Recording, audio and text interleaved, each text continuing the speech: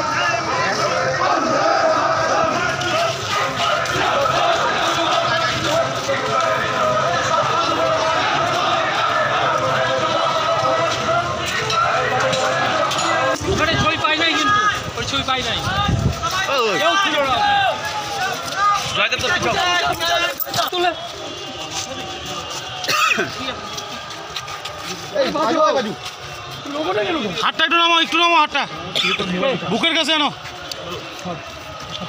দেখা যাচ্ছে না।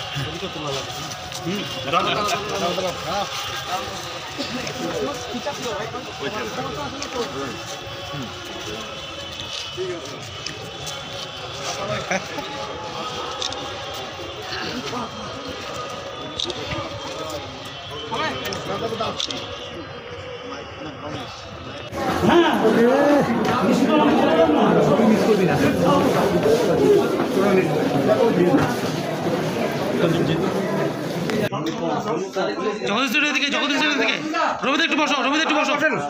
হিবিদা একটু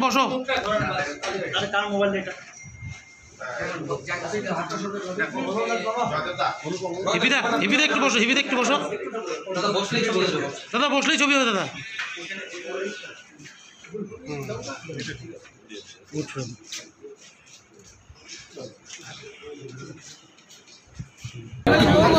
নমিনেশন জমা দেওয়া হলো। এখন 19 এপ্রিল নির্বাচন হচ্ছে এবং 4 জুন ভোট গণনা হবে। সেদিন আমরা জিতবো এবং সবুজ আবির খেলবো, নতুন করে হোলি খেলবো, সবুজ আবিরের হোলি খেলবো। আচ্ছা, জেতার ব্যাপারে কতটা আত্মবিশ্বাসী আপনি? 100% আত্মবিশ্বাস। কি মনে হচ্ছে কি কারণে জয় হবে তৃণমূলের?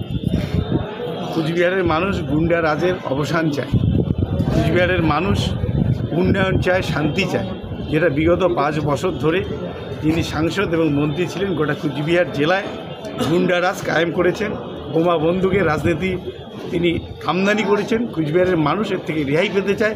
কুচবিহারের মানুষ মামাটি মানুষের উন্নয়নের সঙ্গে মমতা ব্যানার্জির সঙ্গে থাকতে চায় এবং কুচবিহারে এই যে স্বতঃস্ফূর্ত আজকে নমিনেশন সাবমিটে যে জমায়েত, এটাই তার প্রমাণ।